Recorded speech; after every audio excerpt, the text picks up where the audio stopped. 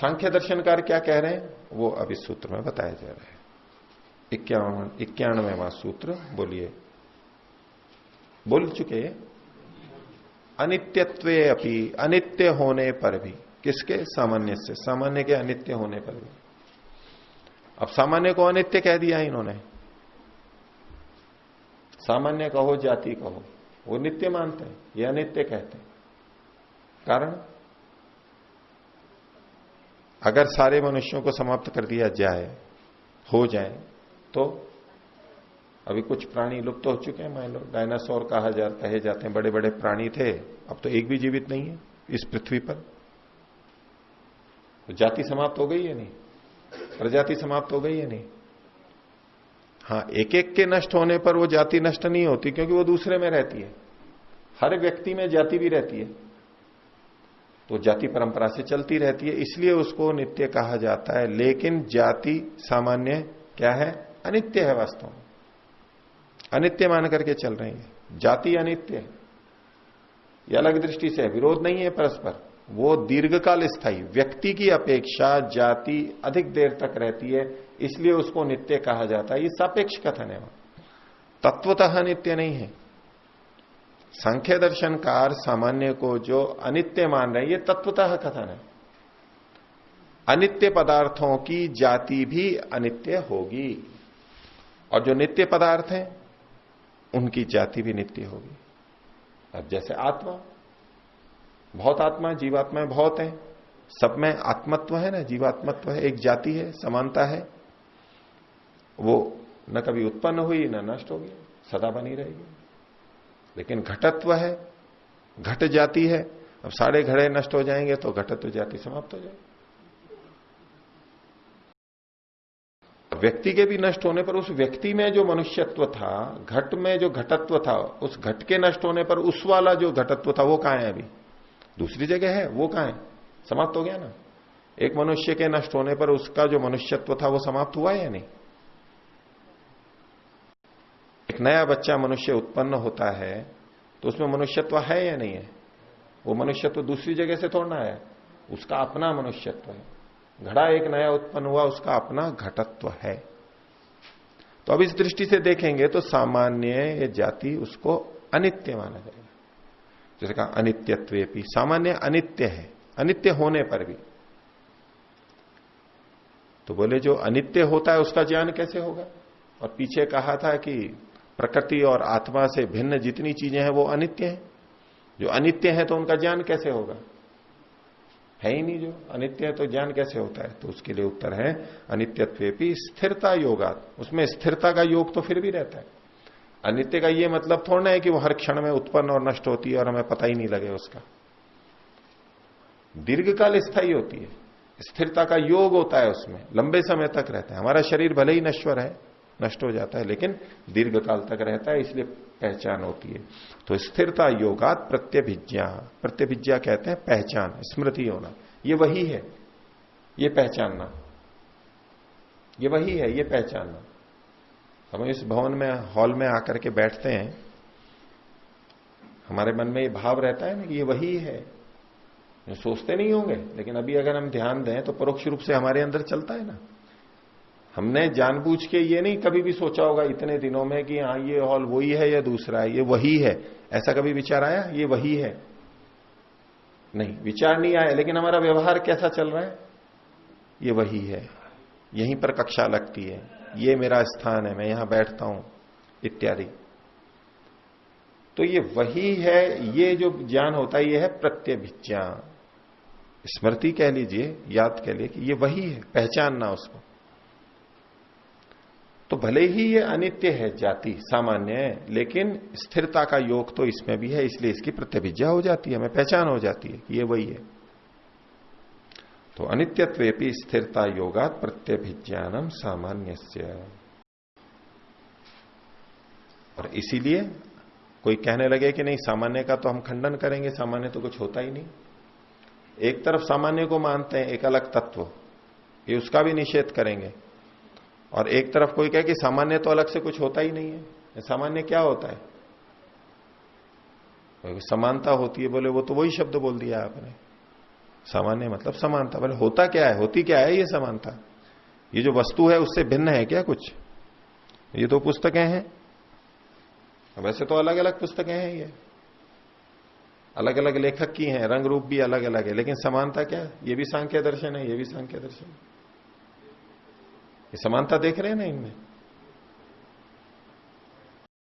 समानता इससे अलग है क्या कुछ? इस पुस्तक से और इससे अलग है क्या कोई समानता? क्या समानता है?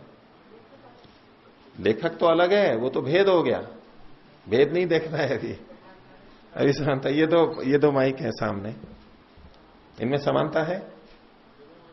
भिन्नता है तो है, वो भी आप कह सकते हैं, लेकिन समानता है? ये समानता इस माइक और इस माइक, इससे भिन्न क्या चीज है? क्या कि ये इनमें समानता है, वो क्या समानता है? समानता मतलब क्या? इसका रंग रूप, तो रंग रूप तो गुण में आ गया, वो समानता थोड़ा ना हुई, वो तो गुण हो गया। बोले इन दोनों में समानता है, क्या समानता है? बोले दोनों काले रंग के। बोले तो काला रंग तो गुण हो गया, गुण के अतिरिक्त समानता क्या हुई? एक जैसे दिखाई देते हैं, तो दिखाई देना तो रूप हो गया, गुण में आ गया वो तो। ये अलग क्या है समानता? तो एक तरफ कुछ लोग कहते हैं कि समानता कोई है ही नहीं, अलग से कुछ नहीं है समानता। ये तो आप गुण कह रहे हो, ये भी ऐसा दिखता है, ये भी ऐसा दिखता है, समानता देख रहे हो। ये कपड़ा भी ऐसा ही है, वो कपड़ा भी ऐसा ही है तो कपड़ा ही, उसके अतिरिक्त थोड़ा है। ये जड़ है, जड़ किससे बनता है? उपादान कारण क्या है उसका? समानता का उपादान कारण क्या है? किससे बनी है वो समानता? ऐसी जड़ नहीं, चेतन नहीं होती है। दो आत्माओं में समानता, वो भी जड़ है, वो चेतन हो जाएगी। आत्मा और परमात्मा में भी कुछ समानताएं हैं, चेतनत्व की समानता है, सत्ता की समानता है, तो क्या वो चेतन हो जाएगी समानता?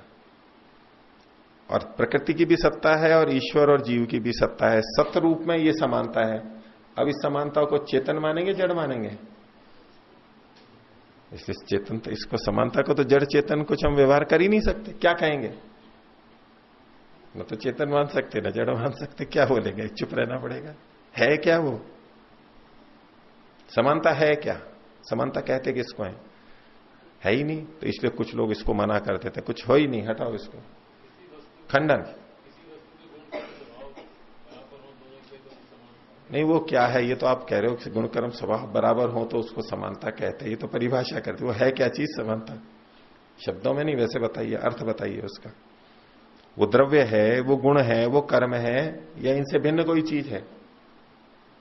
तो कुछ कहते हैं इससे भिन्न चीज है, क्योंकि ना तो द्रव्य को समानता कह सकते हैं, ना गुण को कह सकते हैं, ना क्रिया को। इनमें समानता होती है, द्रव्य में, गुणों में, कर्मों में समानता होती है, लेकिन इन द्रव्य गुण कर्म को थोड़ा समान कहते हैं, इसलिए समान को अलग से तत्व मान लिया, पदार्थ माना। एक पक्ष कहता है कि सामान्य कुछ है ही नहीं, इसलिए हम इसको मानते ही नहीं है। दूसरा पक्ष कहता है नहीं, इसको मानना होगा, व्यवहार चलता है, ये अलग से तत्व है, अलग से पदार्थ है, वो अलग मानता है। ये दो पक्ष हो गए अलग अलग। सांख्य दर्शनकार पहले तो इसने कहा कि ये अनित्य है, एक बात, नित्य नहीं है, नित्य कथन सापेक्ष है। अब जो इसका खंडन करते हैं कि है ही नहीं कुछ, उसका उत्तर है 92वां सूत्र, बोलिए, न तद अपलापः तस्मात्। बोले इसका अपलाप भी नहीं कर सकते, खंडन भी नहीं कर सकते कि कुछ नहीं, उड़ा देंगे कि ये कुछ नहीं होता, हटाओ इसको। जैसे कि कोई मान लो, कोई जो भूत प्रेत को नहीं मानते हैं, वो क्या कहेंगे? एक क्या भूत प्रेत, हटाओ इसको, उड़ाओ, कुछ भी नहीं है यह, एकदम से खंडन कर देते हैं ना, हटा देते हैं, ये इसको कहते हैं अपलाप। ठीक है, तो इसका अपलाप भी नहीं कर सकते, इसको यूं हटा नहीं सकते, ये कोई चीज ही नहीं है हमारे लिए, कुछ है ही नहीं इसका। तो बोले ना अपलापः, अपलाप नहीं कर सकते इसका, क्यों? तस्मात्, उसी कारण से, क्योंकि उसकी प्रतिभिज्ञा होती है, उसकी स्थिरता है। हम देखते हैं कि समानता स्थिरता से है और उसका स्मरण भी हमारे को होता है, हम पहचानते हैं वस्तुओं को, अनित्य है लेकिन रहती तो है, इसलिए यूं नहीं कह सकते कि कुछ भी नहीं है। हम उसको शून्य नहीं कह सकते, हम उसको अभाव नहीं कह सकते, मानना तो होगा। तो यहां तक हो गया। तो अब कोई कहे कि भाई समानता का मतलब है कि विशेषता का ना होना। विशेषता नहीं है, विशेषता हटा दो तो सामान्य हो जाते हैं ना। विशेषता हटा दो तो सामान्य हो जाएंगे। भेद तो विशेषताओं से होता है, और विशेषताएं हटा दी तो बस फिर सामान्य हो गया। सामान्य अलग से कोई चीज नहीं है। तो उसके लिए अगला सूत्र बता रहे हैं, बोलिए। न अन्य निवृत्ति रूपत्वम भाव प्रतीते है। अन्यों की निवृत्ति रूप ये सामान्य नहीं है कि और कुछ हटा दिया तो अब ये समान है, क्योंकि भाव प्रतीत है, इसकी अलग से भाव सत्ता हमें प्रतीत हो रही है। जैसे कि गाय है, बहुत सारी गाय हैं, तो बोले ये घोड़ा भी नहीं है, ये शेर भी नहीं है, ये भेड़ भी नहीं है, ये भालू भी नहीं है, सब विशेष हटा दिए और कुछ नहीं है। अब जो बचा हुआ है वो क्या है? वो गाय है। तो अन्य निवृत्ति रूप सब कुछ और हटा दिया, उसको कोई कहने लगे कि ये सामान्य है, तो बोले नहीं, इसका भी अपना अलग अस्तित्व है। भाव प्रतीत है, भावना की प्रतीति होती है, हमें प्रत्यक्ष होता है कि ये चीज है। औरों का न होना ये स्वरूप नहीं है सामान्य का। विशेषता का न होना ये समानता हो, ये नहीं है। क्योंकि हम ये प्राय बोल देते हैं ये तो सामान्य है। क्यों सामान्य है? क्योंकि इसमें कोई विशेषता ही नहीं है, ये सब सामान्य है। तो विशेषताओं के अभाव को हम सामान्य के रूप में ले लेते हैं। कई बार सामान्य की परिभाषा सामान्य को ऐसे समझ लेते हैं जैसे कि विशेषता का न होना, अभाव रूप। तो ये कह रहे हैं कि न अन्य निवृत्ति रूपत्व, विशेषता का न होना इतना मात्र सामान्य नहीं है, क्योंकि उसकी भी भाव प्रतीत अलग से सत्ता हमें पता लग रही है।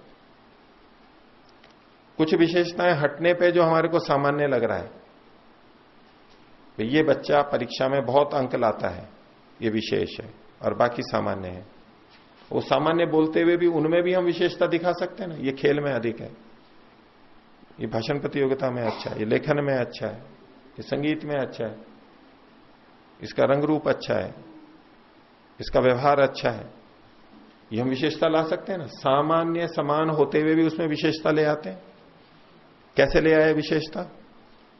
क्योंकि कुछ था वहां पर।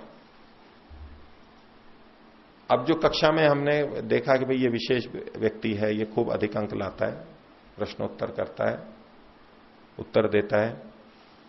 अब यूं दृष्टि से विद्यार्थी सब समान थे ना अन्यों की अपेक्षा।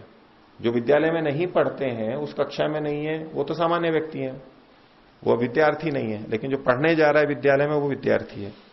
तो वो भी अन्यों से समान, अन्यों से तो विशेष हुआ, और विद्यार्थी विद्यार्थी आपस में समान हो गए, और समान होते हुए भी वही उसमें भी विशेषता हो गई। तो कहीं भी हम समानता भी देखेंगे तो उसमें भी विशेषता आ जाती है। अंतिम समानता को छोड़ के और अंतिम विशेषता को छोड़ के बीच वाली जो चीजें हैं वो कभी अपेक्षा से कभी सामान्य बनती है, कभी विशेष बनती है।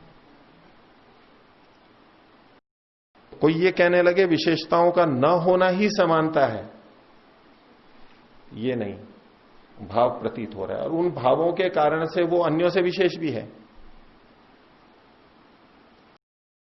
अच्छे अंक लाने वाले के अतिरिक्त जो सामान्य अंक ला रहे हैं, बोले ये सामान्य है क्योंकि इसमें विशेषता नहीं है। लेकिन वो कम अंक ला रहे हैं, सामान्य अंक ला रहे हैं, ये भी न पढ़ने वाले बच्चों की अपेक्षा से उनकी विशेषता हो गई। तो ये विशेषता कहां से आ गई? कुछ भाव था वहां पर, तभी तो विशेषता आई। वैसे सामान्य लग रहे हैं ये आपस में, लेकिन अन्यों की अपेक्षा, न पढ़ने वाले बच्चों की अपेक्षा ये विशेष हो गए। तो जिसको हम सामान्य कह रहे हैं कि यहां विशेषता नहीं है इसलिए सामान्य है, वास्तव में उसमें भी विशेषताएं हैं अन्यों की अपेक्षा से। तो जिसको हम सामान्य कह रहे हैं वो भी भाव है, सत्ता है उसकी, भाव प्रतीत है। तो कहा न अन्य निवृत्ति रूपत्वम भाव प्रतीत है। ये कुछ उन तत्वों की चर्चा कर रहे हैं। एक तत्व होते हैं जो हमारे वास्तव में होते हैं, द्रव्य होते हैं, लेकिन कुछ व्यवहार चल रहा है उन पे भी तो चर्चा करते हैं। ये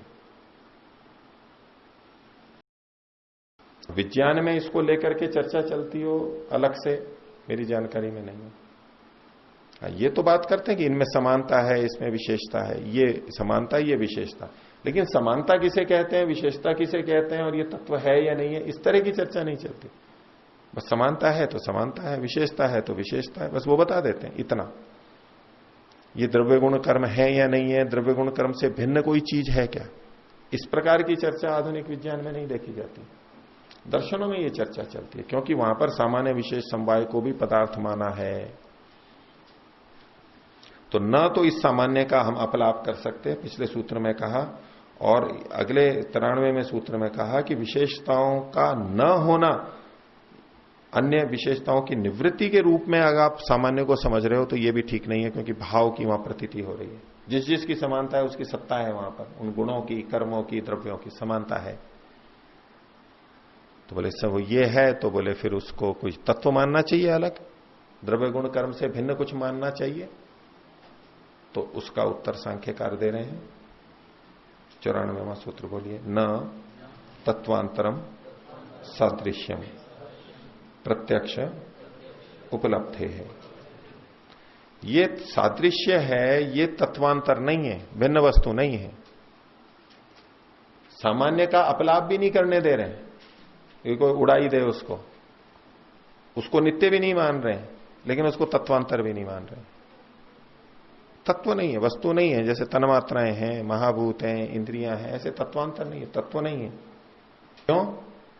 तो कहा प्रत्यक्षोपलब्ध है, क्योंकि वस्तु जो होती है वो तो प्रत्यक्ष उपलब्ध होती है। ये जो सादृश्य है इसका ज्ञान कैसे होता है हमें? वस्तु के प्रत्यक्ष उपलब्ध होने से। अगर ये सामान्य तत्वांतर होता तो अलग से वो हमें प्रतीत होता, वस्तु के रूप में प्रतीत होता। यदि तत्वांतर होता तो प्रत्यक्षोपलब्धे का मतलब है वस्तु के प्रत्यक्ष उपलब्ध होने से। वस्तु हमें प्रत्यक्ष प्रतीत होती है। अभी प्रत्यक्ष मतलब केवल रूप निबंधन ही नहीं है, अन्य गुणों से भी उसका प्रत्यक्ष होता है। तो यदि सामान्य तत्वांतर है, कोई द्रव्य है, तो प्रत्यक्ष तो ऐसा कोई द्रव्य हमें उपलब्ध नहीं होता है। वस्तु तो प्रत्यक्ष उपलब्ध हो जाती है अपने अपने गुणों से, लेकिन सामान्य का ऐसे ज्ञान नहीं होता है। प्रत्यक्ष ज्ञान किससे होता है? हमारे को इंद्रियों से होता है। ज्ञानेंद्रियों से मुख्य रूप से, आंतरिक भी होता है। तो ऐसा कोई तत्व प्रत्यक्ष में नहीं आता हमारे को अलग से कि ये इसको हम सामान्य कहेंगे। इसलिए न तत्वांतरम सादृश्यम, सादृश्य ये तत्वांतर नहीं है। क्योंकि प्रत्यक्षोपलब्धि का मतलब है सामान्य प्रत्यक्ष उपलब्ध होता है इस रूप में नहीं, वस्तु के प्रत्यक्ष, तत्वांतर के, तत्व के प्रत्यक्ष उपलब्ध होने से। और ये प्रत्यक्ष उपलब्ध नहीं होता है, इसलिए ये तत्वांतर नहीं है। हो गया? आगे देखिए। तो बोले जब इसका प्रत्यक्ष नहीं होता तो इसका ज्ञान कैसे होता है? सामान्य का ज्ञान कैसे होता है? आ कहां से जाता है ये? तो उसको कहा, अगला सूत्र बोलेंगे, निज शक्ति अभिव्यक्ति ही व वैशिष्ट्यात तदुपलब्धे है।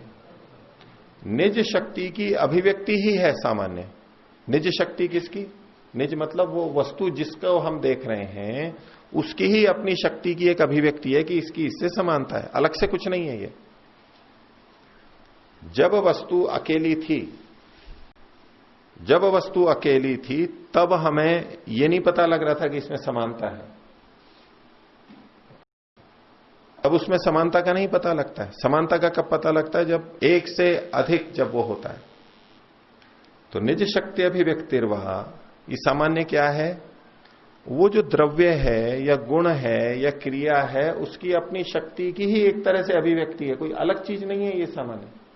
हम यही तो कह रहे हैं कि ये भी काला है, ये भी काला है, ये दिखने में एक जैसे हैं, ये दोनों माइक, अलग से कुछ नहीं है। इसका जो अपना स्वरूप था वो जू का तू है पहले से, इसका भी अपना स्वरूप था वो पहले से है, और हम दोनों को देख रहे हैं, कह रहे हैं ये एक जैसे हैं। तो कोई अतिरिक्त चीज थोड़ा ना आई है। इसी की जो शक्ति सामर्थ्य थी, जो रंग रूप था, वो ही तो एक विशेष प्रकार से उभर के आ गया कि यह समान है। तो निज शक्ति अभिव्यक्तिर्वा, अथवा ये इसी की अपनी की शक्ति है, तत्वांतर नहीं है। बोध तो हो रहा है, इसका अपलाप नहीं कर सकते, लेकिन ये तत्वांतर नहीं है। ऐसे इसकी उपलब्धि होती है। बोले वैशिष्ट्या तद उपलब्धि, विशिष्ट जो कार्य होते हैं, वस्तुएं होती हैं, इसकी समानता जब हम दो चीजों में देखते हैं, वो भी उसकी विशेषता के कारण से देखते हैं। हम क्यों इन दो माइक को ही समान कह रहे हैं, हम इस पुस्तक को इससे समान क्यों नहीं कह रहे हैं? इस तरह से हाँ, भिन्न ढंग से समानता देखेंगे तो देख सकते हैं, ये भी जड़ है, ये भी जड़ है, ये भी स्पर्श वाला है, ये भी स्पर्श वाला है, वो अलग ढंग से कहेंगे। तो जो समानता हम देखते हैं वो विशेषता के आधार पर ही तो देखते हैं, उसका जो गुण धर्म होता है, विशेषता, उन्हीं में ही तो समानता देखते हैं।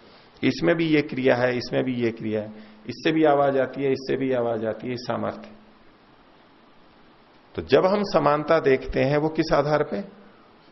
कुछ विशेषताओं के आधार पे। यहां भी ये विशेषता है, यहां भी ये विशेषता है, इसलिए कहते हैं ये समान है। हम सब मनुष्य क्यों? क्योंकि पशुओं से हमारे में कुछ विशेषता है, वृक्षों से हमारे में कुछ विशेषता है, हम सब में वो विशेषता है। हमारा रंग रूप है, बुद्धि है, क्रियाकलाप है, ये सब हमारी उनसे विशेषता है। और इस विशेषता को जब हम अनेकों में देख रहे हैं तो हम कह रहे हैं कि समान है। तो ये उनकी अपनी निज शक्ति की अभिव्यक्ति है, वो निज शक्ति उनकी विशेष होती है, और वैशिष्ट या तद उपलब्धि, उससे हमें इसका ज्ञान हो जाता है। लेकिन तत्वांतर नहीं है ये कुछ। तत्वांतर का अर्थ क्या? नए तत्व की उत्पत्ति होना? नए तत्व की उत्पत्ति होना, उत्पत्ति भी नहीं कहे तो नया तत्व होना। जैसे परमात्मा एक तत्व है, आत्मा एक तत्व है, सत्वरस्तम तत्व थे, सत्वरस्तम से महतत्व उत्पन्न हुआ, बुद्धि तत्व, ये एक नया तत्व था। ऐसे महाभूत पर्यंत और इधर 11 इंद्रियों पर्यंत, इसको ये तत्वांतर बोलते हैं। इससे आगे जो चीजें बनती हैं महाभूतों से मिलकर के, जो पंच भौतिक चीजें, जो ये लकड़ी, कपड़ा और ये सब चीजें जो है, इसको तत्वांतर नहीं बोलते हैं। आप मोटी भाषा में आजकल अलग ढंग से इसको समझा जाता है। तो जो एलिमेंट्स हैं, मूल तत्व हैं, कितने 115-20 जितने भी आजकल माने जाते हैं, मूल तत्व बोलते हैं ना, एलिमेंट्स। इनसे मिलकर के जो चीजें बनती है उनको एलिमेंट बोलते हैं, तत्व बोलते हैं। कंपाउंड बोलेंगे, मिश्रण बोलेंगे, और कुछ भी बोलेंगे, तत्व नहीं बोलते उसको। तत्वों की संख्या निश्चित है, उससे फिर इनके मिलने से, इन कईयों के मिलने से भौतिक या रासायनिक कोई भी क्रिया होकर के जो चीजें बनती हैं, उनको हम तत्व नहीं कहते। वैज्ञानिक भी एक भेद किया है ना, ये मूल चीजें हैं। ये मूल चीजें ऐसी हैं कि इनके अपने जितने भी इन जैसे हैं, उनका अपना एक स्वाभाविक धर्म है, और जब उसको विखंडित कर देते हैं तो उसमें वो धर्म नहीं रहता है, उस रूप में वो एक तत्व मानते हैं, मूल एलिमेंट मानते हैं। हालांकि वो भी खंडनीय है, उसके भी पीछे चला जाता है। तो यहां भी जो ये 24 तत्व बताए गए, मूल प्रकृति और उससे बने हुए जो 23 चीजें हैं, इनको तो तत्वांतर बोलते हैं, भिन्न भिन्न तत्व बनते जा रहे हैं। लेकिन महाभूतों से आगे जो चीजें बनती हैं उसको तत्वांतर नहीं बोलते। ये योग दर्शन व्यास भाष्य से हमें पता लगता है, और योग और सांख्य समान शास्त्र है, ये बात हम ले सकते हैं। तो यहां जो तत्वांतर शब्द आ रहा है उस दृष्टि से हम ले सकते हैं। और यहां तत्वांतर का मतलब हम और स्थूल ले सकते हैं कि सामान्य कोई द्रव्य नहीं है, वस्तु नहीं है। यहां इसको थोड़ा और व्यापक करके देखेंगे। जैसे लकड़ी है, ये एक द्रव्य है, हमें पता लगता है कि अलग चीज है, ऐसे सामान्य कोई अलग चीज नहीं है, द्रव्य गुण कर्म से भिन्न नहीं है। हाँ, व्याप्ति में बताया गया था कि व्याप्ति कोई अलग तत्व नहीं है, इसी तरह से ये कहा जा रहा है, वही सारे लगभग वही सारी चीजें आएंगी। और भी कई चीजें भी आगे चर्चा चलेंगी, उन सब में ऐसा ही लगेगा। इन चीजों की इसलिए चर्चा करते हैं क्योंकि इसका हमारे बीच में व्यवहार है, तो ये बताते हैं कि भाई आखिर ये है क्या, उसकी चर्चा की है इन्होंने। तो निज शक्ति अभिव्यक्तिर्वा वैशिष्ट्या तदुपलब्ध है। हो गया। अगला सूत्र। अब सामान्य के बाद में एक चीज और ले रहे हैं, पीछे हमारे आया था शब्द और अर्थ के बीच में संबंध आया था, वाच्यवाचक संबंध। ऐसे ही संज्ञा और संजी, संज्ञा होता है शब्द, संज्ञा यानी नाम, और संजी मतलब है वो संज्ञा वाला, नाम वाला वो वस्तु। जैसे हमारा अपना अपना नाम है, हमारे को माता पिता ने नाम दे दिया बचपन में, या हमने रख लिया अपना बदल के, कुछ एक नाम रखते हैं हम, एक परंपरा है। और हमारा जो शरीर है पूरा, जो हमारा एक व्यक्तित्व है, एक इकाई है मनुष्य की, ये हो गया संजी। संज्ञा और संजी, इनके बीच में संबंध होता है या नहीं होता है? संजी जो है उसकी सत्ता है, ठीक है, मान लिया, ये वृक्ष है इसकी सत्ता है, ये भवन है इसकी सत्ता है, और नाम भी हो गया, एक शब्द हो गया, उसकी भी सत्ता है। अब ये जो संज्ञा और संजी, इन दोनों के बीच में जो संबंध बन गया है, ये क्या चीज है? वाच्यवाचक संबंध आप बोल दिए, ये वाचक है शब्द, वो वाच्य है अर्थ, तो वाच्यवाचक जो ये संबंध है, ये संबंध क्या है? ये द्रव्य गुण कर्म उससे भिन्न है या द्रव्य गुण कर्म ही है? ये केवल संबंध पे केंद्रित रहना। संज्ञा है और संजी है, ये तो अलग से सिद्ध है ही। अभी बात चल रही है संज्ञा संजी के बीच में जो ये संबंध बना हुआ है, हमारा अपने नाम के साथ में संबंध बना हुआ है, ये कौन सा संबंध बन गया? ये क्या है? निज शक्ति की अभिव्यक्ति। इस शरीर का नाम पहले से तय था कि भाई इस शरीर को देखते ही उसकी शक्ति है कि ये नाम निकल करके आ गया, तो रख दिया गया ऊपर से, नैमित्तिक है, लोगों ने रख दिया। जिनका स्वाभाविक वो गुणधर्म है और वैसा नाम है वो तो ठीक है, अनवर्थ संज्ञा है जहां, लेकिन वैसे जो हमारे नाम रखे जाते हैं वो तो नैमित्तिक होते हैं, उसमें ऐसा ऐसा थोड़ा ना होता है हमेशा। लेकिन जो संज्ञा संजी संबंध है उसके बारे में अब अगला सूत्र देखिए 96वां, बोलिए। न संज्ञा संजी संबंधो भी, बोले संज्ञा संजी संबंध भी, संबंध शब्द पे केंद्रित होना है, संज्ञा संजी पे नहीं। संज्ञा संजी तो संबंध के विशेषण है। कौन सा संबंध? जो संज्ञा और संजी के बीच में रहता है। कारण कार्य में भी संबंध होता है आपस में, वो एक अलग संबंध होता है। जन्य जनक संबंध होता है, ये उत्पन्न करने वाला है, ये उत्पन्न होने वाला है, संबंध है, पिता पुत्र का संबंध है। संबंध बहुत तरह के होते हैं, तो ये जो संज्ञा संजी संबंध है, संबंध पे केंद्रित है। तो संज्ञा और संजी ये दो शब्द तो संबंध की विशेषता बता रहे हैं कि कौन सा संबंध? संज्ञा संजी संबंध। कौन सा संबंध? कार्य कारण संबंध। कौन सा संबंध? पिता पुत्र का संबंध। कौन सा संबंध? पारिवारिक संबंध। कौन सा संबंध? मित्रता का संबंध। और जो भी संबंध है, तरह तरह के संबंध होते, आधाराधेय संबंध, वाच्यवाचक संबंध, कुछ भी के ले लीजिए। ऐसे बहुत तरह के संबंध हो सकते हैं, कितने भी कर सकते हैं। तो ये जो संज्ञा संजी शब्द है, ये दोनों तो संबंध की विशेषता को बता रहे हैं। कौन सा वाला संबंध? संज्ञा संजी संबंध। तो ये संज्ञा संजी संबंध का भी कोई अस्तित्व है क्या? हम उसका अपलाप कर दें? वो है तो होता ही नहीं है, हमें कुछ समझ में नहीं आ रहा है तो, और या उसको अलग से तत्व माने, तो कहा न संज्ञा संजी संबंधो भी। जैसे पीछे सामान्य के बारे में चर्चा हुई, ऐसी ही संज्ञा संजी संबंध में भी समझनी चाहिए। ये तत्वांतर नहीं है और न ही हम इसका अपलाप कर सकते हैं। कुछ विषय व्यवहारिक दृष्टि से है।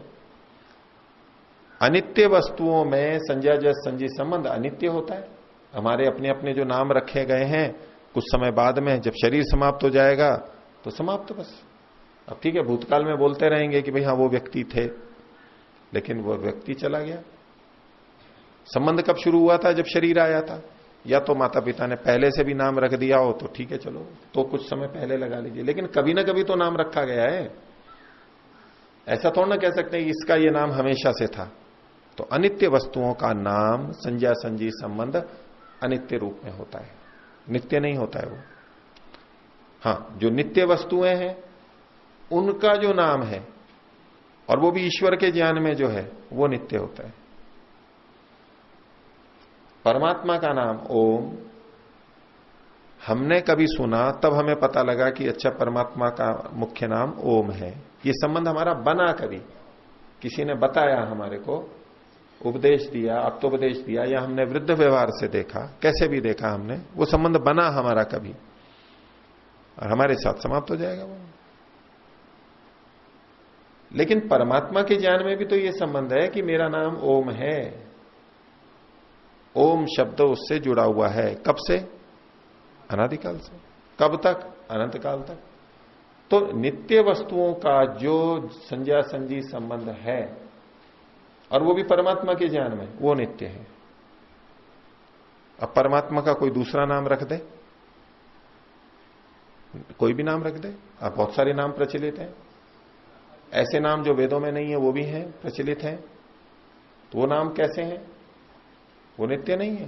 वो भले ही परमात्मा का नाम है, लेकिन वो नाम बाद में दिया गया है, कभी किसी ने दिया है, वो नित्य नहीं है। हम किसी को कोई भी नाम दे सकते हैं, हमारी स्वतंत्रता रहती है। तो ये जो संज्ञा संजी संबंध है, अनित्य वस्तुओं के अनित्य होते हैं और नित्य वस्तुओं के परमात्मा के ज्ञान में नित्य हैं, और अनित्य वस्तुओं के भी परमात्मा के ज्ञान में जो नाम है। अब पृथ्वी और सूर्य अनित्य हैं, लेकिन परमात्मा ने जो इनके नाम हैं परमात्मा के ज्ञान में, वो सदा से हैं, वो तो नित्य ही रहेंगे। हम इनको अलग अलग नाम दे देते हैं, कभी भी अलग अलग भाषाओं में अलग अलग नाम है। ने कोई नई चीज बनाई किसी मनुष्य ने और उसको कुछ भी नाम दे दिया, वो इतने उपग्रह जाते हैं, उनको अलग अलग नाम दे देते हैं वैज्ञानिकों के नाम के आधार पर, उनके प्रशंसा के लिए, उनके सम्मान के लिए। अलग अलग तूफान आते हैं, उनको अलग अलग नाम दे देते हैं कि ये फला तूफान आ रहा है, ये फला तूफान आ रहा है। ये संबंध कोई बना बनाया थोड़ा ना था, पहचान के लिए बना दिया, रख दिया। जैसे हमारे नाम रखे जाते हैं, कभी कोई उत्पन्न हो रहा है, कभी कोई हो रहा है, नाम रखते चले जाते हैं। तो संज्ञा संजी संबंध चाहे नित्य हो चाहे अनित्य हो, लेकिन वो तत्वांतर तो नहीं है, लेकिन संबंध है, व्यवहार तो चलता है। तो न संज्ञा संजी संबंध हो भी। आगे अगला सूत्र कि ये जो संबंध है ये नित्य होते हैं या अनित्य होते हैं? तो 97वां सूत्र बोलिए, न संबंध नित्यता उभय अनित्यत्वात्। ये संबंध की नित्यता नहीं है, संबंधों की नित्यता नहीं है। क्यों? उभय के, दोनों के, क्योंकि जिनके बीच में संबंध हुआ है उनकी अनित्यता होने से, पिता पुत्र में, भाई बहन में, भाई भाई में, बहन बहन में, जो ये संबंध है पति पत्नी में, ये जो संबंध बने हैं, ये जिनके बीच में है वो नित्य है या अनित्य है? अनित्य है। इसलिए ये संबंध भी अनित्य है। लेकिन इसका ये मतलब नहीं है यहां पर कि ये सब संबंधों को अनित्य कहना चाह रहे हैं। जो पहला वो इनकी प्रतिज्ञा है, न संबंध नित्यता, संबंध की नित्यता नहीं होती है, तो सब संबंधों की नित्यता नहीं होती है ऐसा नहीं कह रहे हैं ये।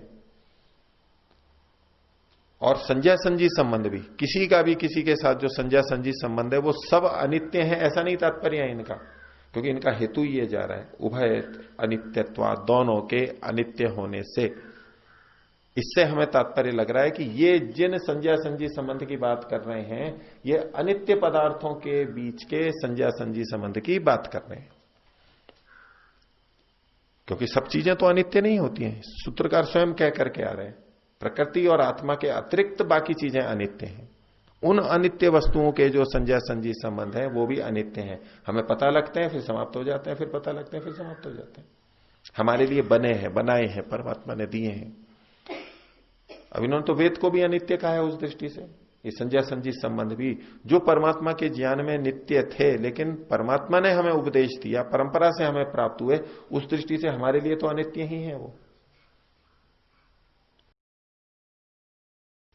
तो संज्ञा संजी संबंध अनित्य वस्तुओं में, उन वस्तुओं के अनित्य होने से अनित्य है जिनके बीच में हम बनाते हैं सामान्यतया, और परमात्मा की दृष्टि से वो संबंध नित्य है। और हमारे भी जो संबंध बनते हैं आपस में मनुष्यों के परस्पर, वो अनित्य ही है। इस जन्म में बन गए, बाकी तो क्या पता है पिछले जन्म में क्या और अगले जन्म में क्या। बहुत लंबा काल है पिछले जन्मों का, अनादिकाल, और आगे भी अनंत काल, कोई सीमा नहीं। कहां किससे संबंध, कहां किसका क्या पता, कोई और शोर ही नहीं है। तो न संबंध नित्यता उभय अनित्यत्व।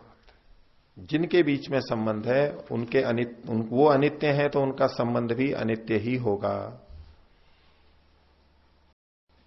और जो नित्य हैं उनके बीच में नित्य संबंध हो सकता है। आत्मा और परमात्मा के बीच में नित्य संबंध पिता पुत्र का माना जा सकता है, गुरु आचार्य का, माता पुत्र का माना जा सकता है।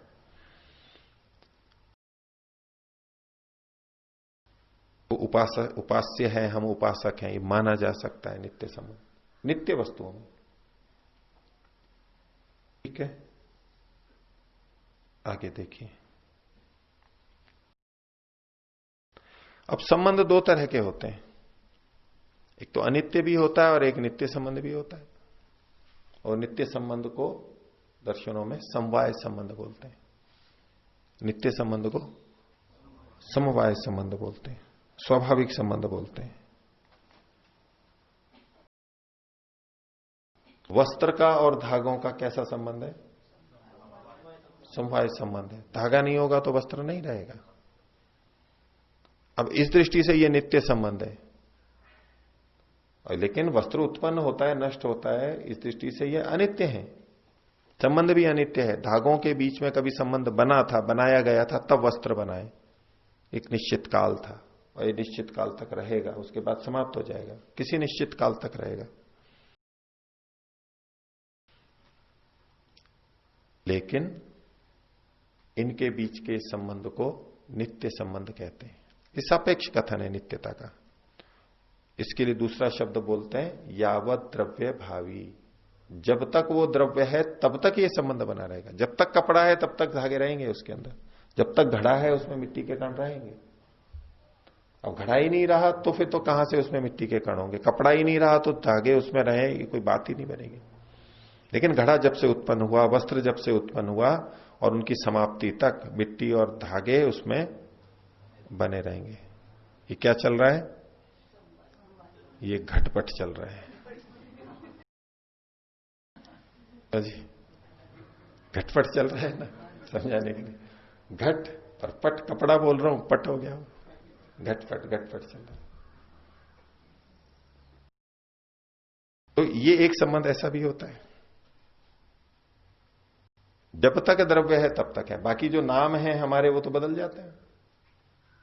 इस भवन का नाम कुछ और रखा हो, कभी और आके इस भवन का नाम दूसरा भी रखा जा सकता है, इस आश्रम का नाम दूसरा भी रखा जा सकता है, नगर के नाम बदल जाते हैं, देश के नाम बदल जाते हैं, बदले जा सकते हैं। लेकिन ये जो संबंध है ये नित्य भी होता है, यावत द्रव्य भावी होता है। तो अब उसके लिए सूत्र है अगला, बोलिए 58वां।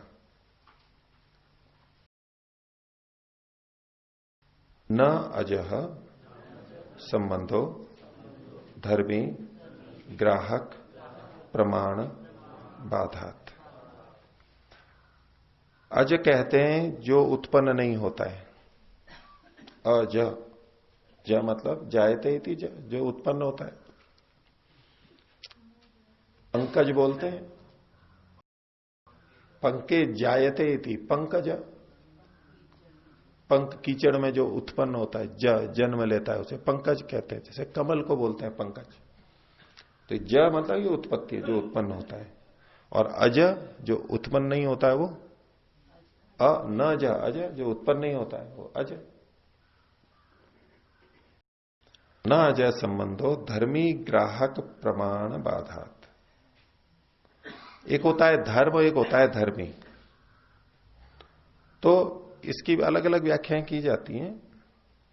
नातः संबंध भी इसका पाठ भेद है, ना अजय की जगह नातः, न अतः, इसलिए संबंध नहीं होता है, न अतः संबंध हो। धर्मी ग्राहक प्रमाण बाधात। तो ये जो संबंध है वो अज नहीं होता है, सदा से नित्य नहीं होता है, संबंध तो बनाया जाता है। तो धर्म जिसमें रहते हैं उसको धर्मी कहते हैं। धर्मी के ग्राहक बताने वाले प्रमाण की बाधा होने से, इसका जो धर्मी है, ये जो संबंध है, इसका जो धर्मी है उसको अलग से बताने की, ये जो समवाय संबंध है इसको बताने वाला कोई, इसलिए जिसमें रह रहा है वो कोई धर्मी अलग से, उसको बताने वाले प्रमाण का अभाव होने से। तो इसलिए इसका एक व्याख्या ये भी की जाती है कि जो अज वस्तुएं होती हैं, जो नित्य है उनमें आपस में कोई संबंध नहीं होता है। जो अनादिकाल से है यानी ईश्वर जीव प्रकृति, उनमें मूलतः, क्योंकि ये तो अनादिकाल से है और अपनी अपनी इनकी स्वतंत्र सत्ता है सीधे सीधे। ठीक है, व्यवहार काल में फिर शरीर आदि होते हैं और हमारा आत्मा का उपकार होता है, इससे हम बहुत सारे संबंध जोड़ते हैं। लेकिन वैसे अगर यूं देखें, हम प्रकृति का उपयोग करते हैं, अभी प्रकृति के हम स्वामी बनते हैं, ये प्रकृति का स्वामित्व आ जाता है। लेकिन अगर यूं मूल रूप से देखें तो हमारा प्रकृति पे क्या स्वामित्व है? हमने उसको बनाया, हमने उसको खरीदा, क्या किया हमने? कुछ नहीं। जैसे हम नित्य हैं, ऐसे वो भी नित्य है, उससे क्या संबंध है? प्रयोग करते हैं, उतने से बनेगा। लेकिन वैसे अगर देखें तो, इस व्यवहार को छोड़ो, आप प्रयोग को छोड़ो, वैसे अगर देखो तो क्या संबंध है? प्रकृति का हमारे से नहीं, हमारा प्रकृति से नहीं, ऐसा परमात्मा का और हमारे से तो नित्य है दोनों, अपनी अपनी स्वतंत्र सत्ता है। आत्मा की सत्ता के लिए परमात्मा की आवश्यकता है क्या? स्वतंत्र है अपने आप में, नित्य है। आत्मा के अस्तित्व के लिए, प्रकृति के अस्तित्व के लिए परमात्मा की कोई आवश्यकता नहीं है, वो अपने आप में नित्य है। नित्य का मतलब ही यही होता है कि जिसमें दूसरा का कारण नहीं हो, दूसरा कोई कारण नहीं हो, उसे ही नित्य बोलते हैं। उतने में देखना, मैं जो बोल रहा हूं इससे आध्यात्मिकता का नाश नहीं समझना। नाश होगा तो वो फिर वो कृत्रिम आध्यात्मिकता है, वो शुद्ध नहीं है। इतने अंश में देखिए, इतने अंश में देखिए केवल कि वो तीनों हैं। जब हम तीनों को नित्य मान रहे हैं, तीनों उत्पन्न नहीं होते हैं, तो एक दूसरे का अस्तित्व एक दूसरे के ऊपर तो निर्भर नहीं कह सकते। आश्रित है क्या उसमें? कोई किसी पे आश्रित नहीं है, तीनों स्वतंत्र सत्ता है, कारण रहित है, इसीलिए तो वो नित्य है। नित्य कहने से ही ये बात जोड़ करके आ जाती है। हाँ, व्यवहार के लिए देखेंगे तो बहुत कुछ निर्भर करता है एक दूसरे पे। अब आत्मा अकेली पड़ी रहे तो कुछ भी नहीं कर सकती, वो परमात्मा की अपेक्षा है, प्रकृति की अपेक्षा है। अब प्रकृति का प्रयोग नहीं करे परमात्मा, तो परमात्मा आत्मा के लिए उपयोगी नहीं हो सकता उस दृष्टि से, ये सृष्टि की दृष्टि से। और प्रकृति भी कुछ नहीं कर सकती बिना परमात्मा के। और ये दोनों भी किस काम के यदि आत्मा नहीं हो तो? परमात्मा को अपने लिए तो जरूरत है नहीं, वो प्रकृति का क्या करेगा? प्रकृति से क्या खेलेगा? वो प्रकृति से क्या खिलौने बनाएगा, सृष्टि बनाएगा, क्या करेगा करके? कुछ भी नहीं, अपना अंश बनाता ही नहीं है, वो तो नित्य है, अंश की बात ही नहीं है। तो ऐसे धर्मियों के ग्राहक के प्रमाण का अभाव है कि जिनमें ये आपस में संबंध हो। तो अज वस्तुएं होती है उनमें ये संबंध नहीं बनता है।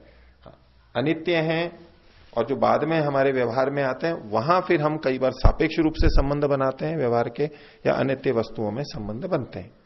ये कुम्हार है, ये गढ़ा है, तो ये इसका निर्माता है, ये फैक्ट्री है, इसने ये बनाया, इस कंपनी का है, ये चित्र का बनाने वाला ये चित्रकार है, ये संबंध बन जाते हैं। अब यूं अलग से देखें तो रंग थे, रंग अलग चीज है, प्रकृति में मनुष्य अलग है, क्या संबंध है आपस में? ठीक है, भोग्य वस्तु है, परमात्मा ने बनाया, पर उसी को जब चित्र बना देते हैं तो एक अलग संबंध बन जाता है उसी का। ये मैंने बनाया है, वो बिकती है, वो चित्र बिकता है तो उसका बहुत पैसे अच्छे होते हैं, तो बड़े बड़े लोगों के बहुत महंगे बिकते हैं, वो रुपए आ जाते हैं उसके बाद, इतना संबंध है, इतना प्रभाव पड़ता है, उसका यश होता है। तो जो नित्य वस्तुएं हैं उनमें अपने आप में कोई संबंध नहीं होता है।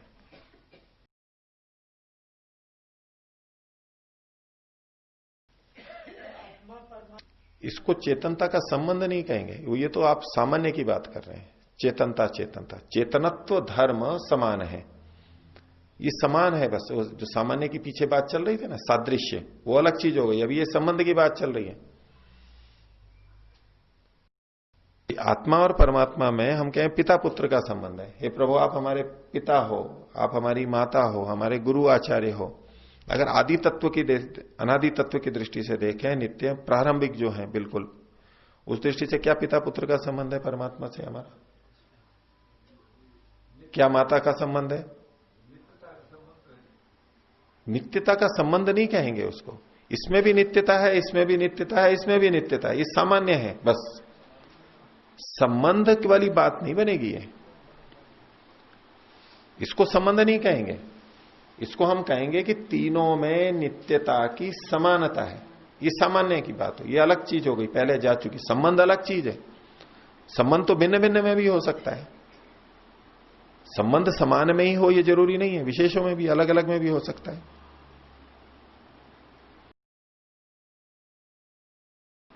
तो समानता है, लेकिन संबंध आप मूलभूत देखेंगे तो परमात्मा से हमारा क्या संबंध है मूलभूत उतने में। लेकिन हम उपासना में तो बोलेंगे, अभी हम व्यवहार काल में है, हम इसको ईश्वर को प्राप्ति हमारा लक्ष्य है, तो इस स्थिति में परमात्मा का पितृत्व भी है, न्यायकारित्व भी है, राजा भी है, ये सब चीजें अभी जुड़ी भी हैं, ये मानना ही होता है। हो गया। आगे देखिए, तो ये जो समवाय है, ये जो नित्य संबंध है, यावत द्रव्य स्थायी है, एक तो सामान्य संबंध हो गया, उसको कहा कि वो तत्वांतर नहीं है। इसको एक तो ये कि जो नित्य वस्तु है उनमें आपस में संबंध नहीं होता है, ये एक अलग हो गया। एक है कि वो जो समवाय संबंध है, वो नित्य वस्तुओं में परस्पर समवाय संबंध नहीं होता है। जो नित्य वस्तुएं हैं उनमें समवाय संबंध नहीं होता है। दूसरा है कि नित्य वस्तुओं में कोई संबंध ही नहीं होता है। अगला सूत्र बोलिए, न समवायो अस्ति प्रमाणाभावात्। समवाय ये कोई अलग से तत्वांतर है ऐसा नहीं है। द्रव्य गुण कर्म, सामान्य विशेष और समवाय, ये भी कोई तत्वांतर अलग से नहीं है। न समवायो अस्ति, क्यों? प्रमाणाभावात्, प्रमाण से सिद्धि नहीं होता है वो तत्वांतर है। अपलाप इसका भी नहीं कर रहे हैं, अपलाप खंडन नहीं कर रहे हैं, लेकिन अलग से ये कोई तत्व नहीं है। न समवायो अस्ति प्रमाणाभावात्। और कार्य और कारण में जो आपस में संबंध होता है, दो वस्तुओं में संबंध होता है, वो संबंध कैसा होता है, कैसे पता लगता है? क्या प्रत्यक्ष और अनुमान से वो उत्पन्न होता है? तो उसके लिए अगला सूत्र है, बोलिए, उभयत्र अपि अन्यथा सिद्धे है न प्रत्यक्षम अनुमानम वा। उभयथापि अन्यथा सिद्धे, इसमें ये जो प्रमाणाभावात कह रहे हैं, समवाय से संबंधित ही जोड़िए इसको, कि इसमें प्रमाण का अभाव है। कैसे है? कि न तो इसमें कोई प्रत्यक्ष है न अनुमान है। समवाय का हम न तो प्रत्यक्ष करते हैं और प्रत्यक्ष भी नहीं है, तो अनुमान भी नहीं है। क्यों? उभयत्रपि अन्यथा सिद्धे है, दोनों ही जगह ये तो स्वयं सिद्ध है। बस समवाय संबंध जहां है भी तो वो अपने आप में बस स्वयं सिद्ध है, उसके लिए न प्रत्यक्ष है न अनुमान है। दो वस्तुएं हैं, ज्ञान तो होता है हमारे को उसका, ये तो ठीक है, लेकिन इससे वो उत्पन्न हो जाता हो नया, ऐसा नहीं है, बस वो तो है अपने आप में। इनकी भी सबकी अलग अलग व्याख्याएं की जाती हैं, कुछ कारण कार्य के बीच में लेकर के करते हैं और कुछ वैसे करते हैं। उभयत्रापि अन्यथा सिद्धे न प्रत्यक्षम अनुमानम वा, इस विषय में कोई अलग से हमारे को कोई प्रत्यक्ष और अनुमान नहीं है, वो तो स्वयं सिद्ध है। अब वस्त्र हम देखेंगे तो तंतु तो रहेंगे ही वहां पर, घट देखेंगे तो वहां पर मिट्टी तो है ही वहां पर, अलग से कुछ नहीं है। अगला सूत्र देखिए, अब क्रिया के बारे में एक बात कही जा रही है। क्रिया, सामान्य की बात की, समवाय की बात की, संबंधों की बात की, विशेष भी एक तरह से आ गया उसी में। अब द्रव्य गुण और कर्म, ये तीनों को तो मानते ही हैं, द्रव्य भी, गुण भी और कर्म भी। तो कर्म का यानी क्रिया का ज्ञान हमें कैसे होता है, किस प्रमाण से होता है? तीन प्रमाण बताए इन्होंने, तीन स्वीकार किए, प्रत्यक्ष, अनुमान और आप्तोपदेश, तीन प्रमाण है। तो क्रिया का ज्ञान हमें कैसे होता है? तो ठीक है, शब्द प्रमाण तो सब चीजें बता देते हैं। क्रिया का ज्ञान कैसे होता है हमें? प्रत्यक्ष से या अनुमान से? क्रिया का ज्ञान प्रत्यक्ष होता है या अनुमान होता है? क्रिया का हमें प्रत्यक्ष होता है।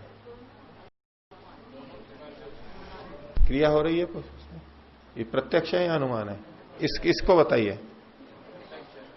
आप कह रहे हैं क्रिया का प्रत्यक्ष भी होता है, अनुमान भी होता है। वो अनुमान और किसी दूसरी चीज में, कि भाई रोटियां बन गई हैं तो पता लग गया कि भाई हाँ रोटियां बनाई थी, रोटी बनाने का जो क्रिया है वो हुई थी, ये अनुमान हो गया, वो अलग चीज है। कार्य को देख करके, क्योंकि बिना क्रिया के कार्य नहीं होगा, वो तो एक अनुमान हो गया, उसको छोड़ दीजिए।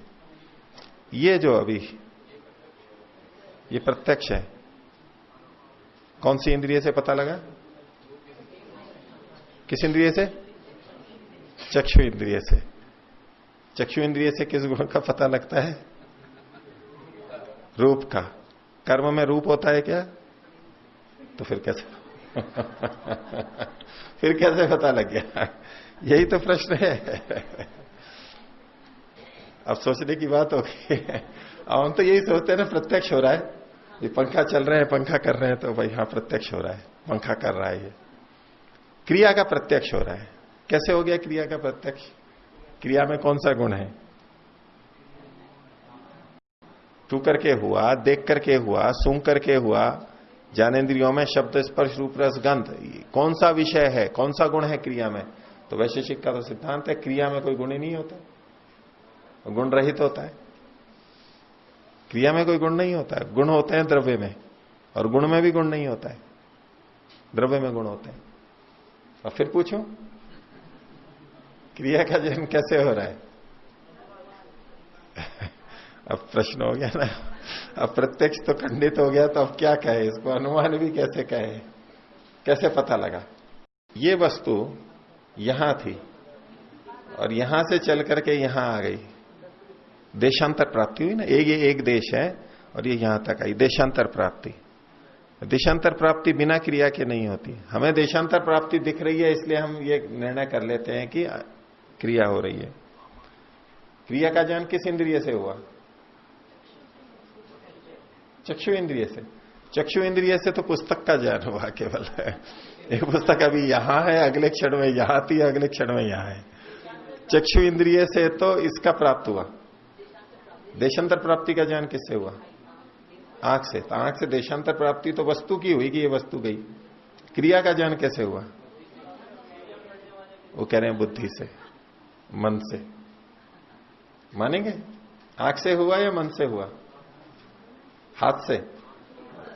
हाथ से तो मेरे को तो पता लगेगा, मैं तो यूं कर रहा हूं। मान लो यूं है और ये यूं है और ये यूं गई, वस्तु यूं गई तो एकदम लगेगा जैसे किसी का ठोकर टल्ला लग गया हमारे कंधे से कंधा, तो ये हाँ कुछ स्पर्श से यूं लग रहा है कि हाँ कुछ गया। वो भी केवल स्पर्श हुआ, और स्पर्श यहां हुआ, यहां हुआ, यहां हुआ, यूं लगता है जैसे गया कोई चीज। वहां भी रूप की तरह से ही होगा। प्राय करके यही माना जाता है कि क्रिया का ज्ञान अनुमान से होता है। प्रत्यक्ष का लक्षण इंद्रियार्थ सन्निकर्ष होना चाहिए, सीधे सीधे। अब इंद्रियों का संबंध उनके विषयों से होता है। विषय में इस क्रिया का तो कोई है ही नहीं, कोई कौन सा रंग रूप रस कुछ है ही नहीं, ऐसा क्या पता लगाएंगे? तो इसलिए अनुमान से ज्ञान होता है। ठीक है, आपकी भी लाज रखेंगे सूत्रकार, आगे देखिए। आप लोगों ने प्रत्यक्ष कहा ना, प्रत्यक्ष कहा नहीं, दोनों तो कहा। जिन्होंने प्रत्यक्ष कहा उनका खंडित हो गया ना, तो कह रहा हूं कि सूत्रकार लाज रखेंगे उनकी भी। देखिए सूत्र बोलिए, न अनुमेयत्वम एव क्रियाया निर्दिष्टस्य तत्वतो एव परोक्ष नहीं, तत्वतो एव अपरोक्ष प्रतीते है, अपरोक्ष प्रतीते है। न अनुमेयत्वम एव क्रियाया, क्रिया का अनुमेयत्व ही नहीं है। क्या तात्पर्य निकलेगा? अर्थापत्ति क्या निकलेगी? अनुमान से अन्य से भी जाना जाता है। न अनुमेयत्वम एव, अनुमेयत्व का खंडन भी नहीं कर रहे हैं कि अनुमान से नहीं जाना जाता है। भाषा देखिए, न अनुमेयत्वम एव, मात्र अनुमेयत्व ही नहीं है क्रिया का। यानी अनुमेयत्व तो है उसका। तो ये मात्र दयालु ही नहीं है, क्या मतलब हुआ? सेवाभावी भी है और भी है, यानी मात्र यही नहीं है, ये तो उसको तो मान ही रहे हैं, और भी चीजें हैं। इस यंत्र से मात्र दूरभाष ही नहीं किया जाता है, और भी कुछ किया जाता है। क्या है, आजकल मोबाइल से बहुत कुछ होता है, इसमें इंटरनेट भी देख सकते हैं कंप्यूटर की तरह, इसमें और काम भी कर सकते हैं, कैलकुलेटर की तरह से जोड़ घटा भी कर सकते हैं, और भी बहुत सारे काम कर सकते हैं। इसमें आप वीडियो भी देख सकते हैं, इसमें आप ऑडियो भी सुन सकते हैं, बहुत कुछ कर सकते हैं। तो मात्र बात ही नहीं होती है इससे, तो बात होने का निषेध नहीं हो रहा है। तो न अनुमेयम एवं क्रिया, क्रिया का मात्र अनुमेयत्व तो नहीं है, यानी अनुमेयत्व तो है, अनुमान से तो ज्ञात होता ही है, अन्य भी होता है, यानी प्रत्यक्ष प्रमाण से भी जानी जाती है, और शब्द से तो खैर जानी ही जाएगी। नेदिष्ठस्य, जो निकट रहता है, हमारे निकट कोई है पास में, तत्वतो, तत् का मतलब है क्रिया, और तद्वत मतलब जो क्रियावान है, जो क्रिया और क्रियावान का पास में जो हमारे हो रही है उसमें तत्वतो एवं अपरोक्ष प्रतीत है, उसकी हमें परोक्ष प्रतीति नहीं होती है, उसकी हमें प्रत्यक्ष प्रतीति होती है। परोक्ष मतलब है हमारी इंद्रियों से परे। पृथ्वी की गति है, सूर्य की गति है, ये हमें पता लगती है क्या? नहीं लगती है।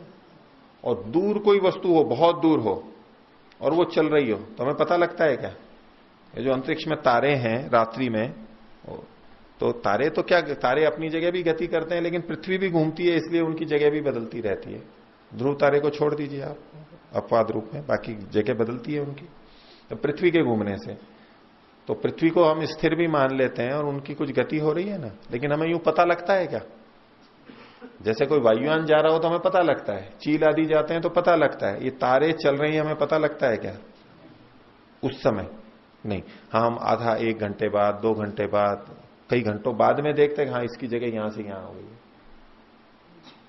तब हमें पता लगता है। ये तो हो गई परोक्ष चीजें। यहां तो हम अनुमान से करते हैं, इसको अनुमान से जानना कहते हैं। यहां क्रिया का ज्ञान कैसे हुआ हमें?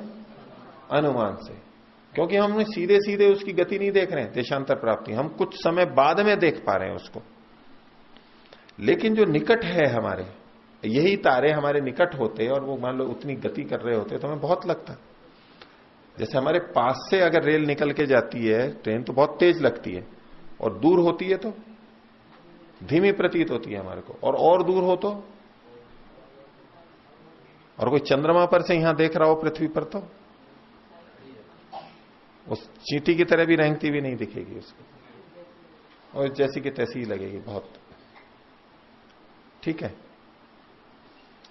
तो नेदिष्ठ से जो निकट है, तो तद और तद्वतो, क्रिया और क्रियावान का तद्वतो एवं उनके ही अपरोक्ष प्रतीत है, उनकी प्रत्यक्ष प्रतीति होती है। अब जो ये मैं किताब को हिला रहा था, ये तो निकट ही है ना आपके, आपको एकदम पता लग रहा है ना, ये प्रत्यक्ष की तरह से। तो इसको आप अनुमान में भी ले सकते हैं, परोक्ष है उनको भी अनुमान में ले सकते हैं क्रियाओं को, और इसको प्रत्यक्ष भी कह सकते हैं। तो आपने गलत उत्तर नहीं दिया था, बच गई लाज, आप लोग जानते थे पहले से। तो नानुमेयत्वमेव क्रियाया नेदिष्ठस्य तद तद्वतोरेव अपरोक्ष प्रतीते। ठीक है, तो यहीं तक रखते हैं।